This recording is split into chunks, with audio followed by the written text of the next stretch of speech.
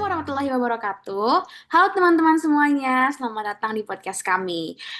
Semoga kalian semua dalam keadaan sehat dan lancar menjalani aktivitas ya. Hari ini sebenarnya ada beberapa topik yang mau kita bahas nih, tapi di hari ini kita mau bahas sesuatu yang sebenarnya dekat banget nih sama kehidupan sehari-hari, terutama buat kita-kita yang masih mahasiswa dan sebentar lagi masuk ke dunia kerja. Pernah nggak sih kalian dengar kalimat tenang aja, ada orang dalam, atau mungkin pernah ngalamin sendiri, udah capek belajar, bikin CV-nya bagus, ikut seleksi, tapi ternyata yang diterima justru yang punya kenalan di dalam. Fenomena kayak gini itu sering disebut sebagai nepotisme. Ada yang bilang itu wajar karena setiap orang pasti mau membantu keluarganya. Tapi ada juga yang bilang praktik seperti itu nggak adil dan bisa merugikan orang lain. Nah, hari ini kita bakal ngobrol santai tentang nepotisme dari sudut pandang kehidupan sehari-hari dan bagaimana Islam memandang fenomena ini. Kebetulan banget nih aku udah kedatangan dari 4 orang teman-teman lainnya yang hari ini akan menjadi narasumber. Mungkin boleh diperkenalan dulu teman-teman semuanya. Halo, aku Haifa. Halo teman-teman, aku Aura. Halo, aku Sasa. Teman-teman, aku Salsa. Karena teman-teman kita nih semua udah kenalan. Tadi ada Haifa, ada Aura, ada Safira, ada Salsa. Nah, kita di sini itu mau ngebahas tadi yang aku udah bilang, nepotisme. Kalau misalnya dari teman-teman sekalian nih, aku mau tanya dulu. Pertanyaan paling dasar deh ya. Sebenarnya nepotisme itu apa sih? Soalnya banyak orang yang sering ngomong orang dalam, tapi mungkin belum paham makna sebenarnya itu kayak apa. Nah, kalau secara sederhana, nepotisme itu adalah tindakan memberikan kesempatan jabatan atau fasilitas kepada keluarga, saudara, atau orang terdekat karena hubungan pribadi, bukan berdasarkan kemampuan atau prestasi dari mereka. Nih, misalnya nih, banyak contoh nepotisme di kehidupan kita yang sehari-hari. Misalnya, ada lowongan pekerjaan. Nah, dari 10 pelamar tersebut, ada satu orang yang kemampuannya biasa aja, tapi dia diterima karena dia anak pemilik perusahaan. Tapi sebenarnya perlu dibedakan juga ya teman-teman, kalau kita merekomendasikan saudara yang memang kompeten, itu belum tentu salah.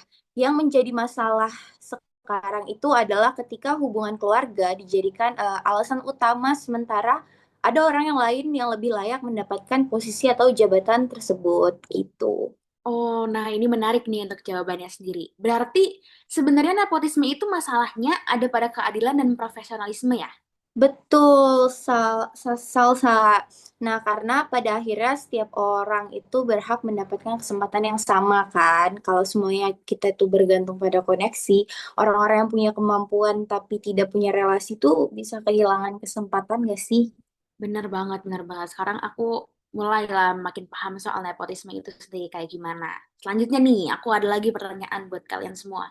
Kalau ngomongin soal nepotisme, menurut kalian praktik ini tuh masih sering terjadi nggak sih kayak di sekeliling kalian? Ataukah kayak udah dilupakan gitu aja nepotisme ini?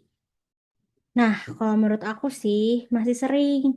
Kayak bahkan kadang kita temuin di lingkungan sekitar kita. Misalnya di dalam organisasi, di mana ada pengurus yang memilih teman dekatnya untuk masuk ke panitiaan tertentu, meskipun ada anggota lain yang lebih aktif. Atau misalkan kan kita lagi seru-serunya magang ya di semester-semester ini. Ada juga tuh kadang ada cerita orang yang bisa masuk perusahaan tertentu karena dikenalin sama keluarganya. Nah, kalau nggak dengar dari jawaban kamu, sebenarnya ya mau cukup relate lah, karena banyak juga sih aku dengar-dengar soal itu. Aku pernah dengar juga ada yang bilang, yang penting punya koneksi gitu, bisa masuk mana aja, yang penting kamu punya koneksi, nilai segala macam mah itu gampang. Tapi nih, menurut kalian, koneksi itu sebenarnya buruk nggak sih punya koneksi? Wah, menarik banget nih. Sebenarnya menurut aku enggak juga. Menurut aku koneksi itu penting. Networking itu emang dibutuhin, tapi koneksi itu seharusnya cuman membuka pintu. Di mana setelah pintunya terbuka, kemampuan kita yang nanti nentuin apakah kita layak berada di sana atau enggak. Nah, tapi kalau koneksinya ini dipakai untuk menyingkirkan orang yang lebih berkompeten, itu baru yang jadi masalah. Aku setuju karena sebenarnya membangun relasi itu hal yang baik. Dosen ngenalin mahasiswanya ke perusahaan juga termasuk bentuk membantu kan. Tapi perusahaan tetap harus menilai kandidat secara objektif. Jadi, jangan sampai orang diterima hanya karena kenal pemiliknya. Oh, kalau kamu ngomongnya kayak gitu, aku mulai narik kesimpulan nih. Berarti tuh antara nepotisme dan koneksi yang baik itu ternyata ada garis tipis ya. Iya, networking itu membantu memperkenalkan, nepotisme mengabaikan keadilan. Bagus, bagus. Aku cukup dapat banyak insight sih dari obrolan-obrolan kita untuk kayak beberapa waktu ini. Tapi nih, kita mulai masuk deh ya ke perspektif Islam. Gimana sih sebenarnya Islam memandang praktik nepotisme ini? Kalian ada yang tahu nggak? Mungkin bisa kasih aku insight. Oke, setelah aku baca dan mempelajari tentang nepotisme dengan kaitannya sama ajaran agama Islam, ternyata kalau dalam Islam, jabatan dan tanggung jawab itu dipandang sebagai amanah.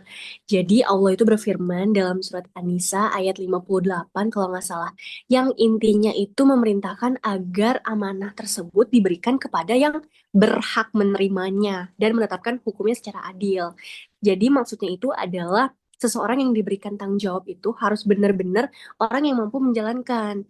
Kalau jabatannya hanya diberikan karena hubungan keluarga aja, padahal ada orang yang lebih baik, maka itu bertentangan sama prinsip keadilan. Gitu sih kalau misalnya menurut Islam.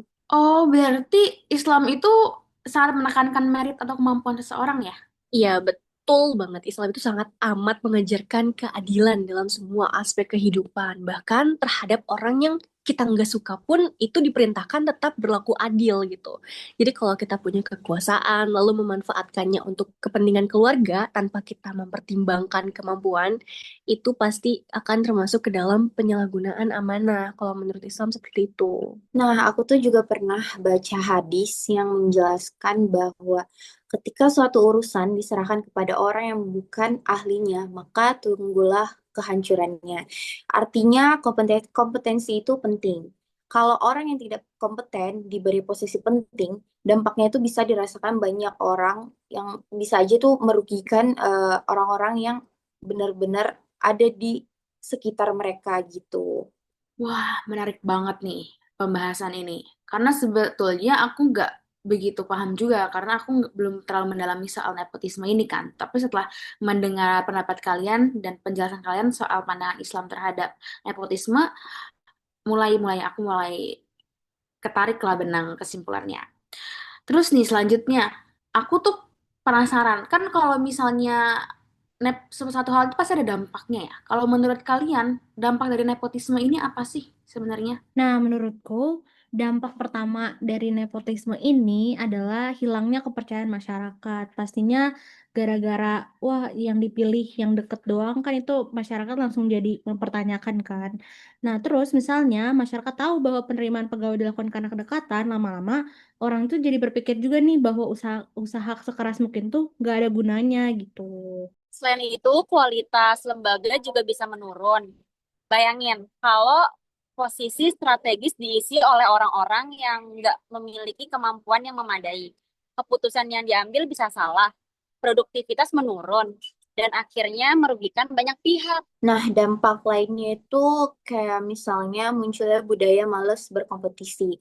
Nah, orang-orang itu jadi lebih sibuk mencari kenalan dibandingkan meningkatkan kemampuan diri mereka. Padahal Islam itu mengajarkan untuk bekerja keras dan berusaha secara maksimal. Jawaban-jawaban kalian bagus, bagus, bagus. Aku mulai paham deh. Aku juga ngerasa dari dengerin jawaban kalian ya, nepotisme tuh dekat banget sama kita sebagai mahasiswa sebenarnya. Karena kita ngeliat ada orang yang rajin banget, ikut latihan terus, ikut bootcamp, ningkatin skill, tapi justru kalah sama orang yang memang punya koneksi atau orang yang punya orang dalam itu sebagainya. Itu aku udah ngeliat beberapa orang yang kayak gitu dan kasihan sih, aku merasa pasti kecewa banget. Benar, benar banget. Makanya menurut aku kita sebagai mahasiswa penting banget sih buat jaga marwah kita, untuk menjaga integritas kita. Walaupun sebenarnya sistem tata negara kita seperti yang kita tahu ya guys, belum sesempurna itu. Tapi jangan sampailah kita ikut-ikut ngebenerin praktik yang salah kayak gitu. Nah, dari pembicaraan kita yang udah menarik banget tadi nih, aku ada pertanyaan lagi. Menurut aku nih pertanyaannya menarik ya. Enggak kalah menarik dari yang sebelum-sebelumnya. Kalau misalnya nih suatu hari kita punya perusahaan sendiri, boleh nggak sih kita ngerekrut saudara sendiri di situ? Menurutku boleh aja, asalkan saudara itu memang memenuhi kriteria. Misalnya, dia punya kemampuan yang sesuai, lolos tes yang sama, dan bisa mempertanggungjawabkan pekerjaannya.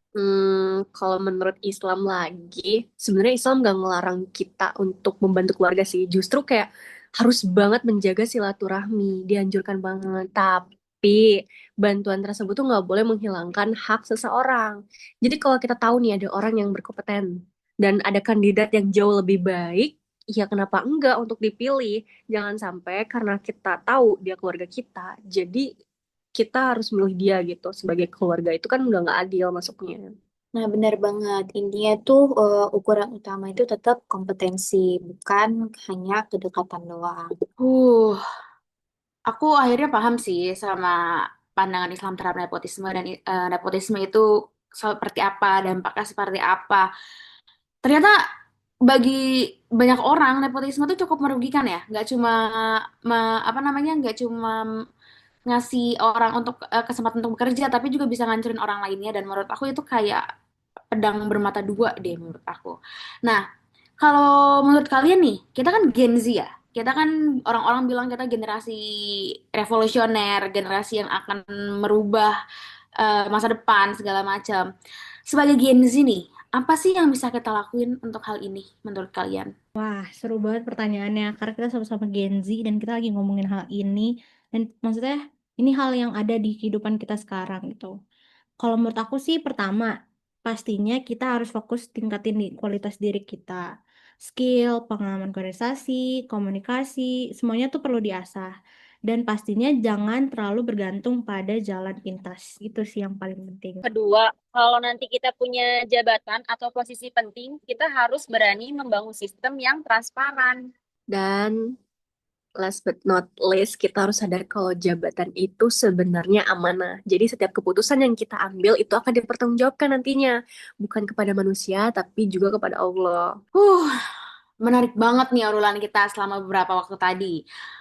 Kita tuh jadi memahami nepotisme bukan sekedar soal membantu keluarga atau teman dekat doang, tapi gimana sih nepotisme dalam pandangan Islam, terus kayak dampak-dampaknya seperti apa, terus masalah tuh ternyata bisa muncul ketika bantuan yang dikasih itu mengabaikan keadilan, merugikan orang lain, dan menempatkan seseorang yang bukan ahlinya pada posisi tertentu.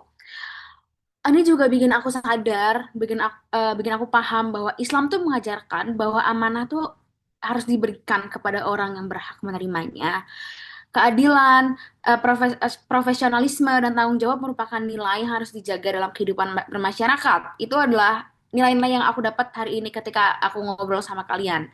Semoga yang kita bisa menjadi generasi yang tidak hanya mengajar kesempatan untuk diri sendiri, tetapi juga mampu menciptakan lingkungan yang lebih adil dan transparan. Terima kasih. Saatnya aku Salsa Indonesia dan bersama teman-temanku yang lainnya pamit undur diri. Terima kasih sudah mendengarkan podcast kami.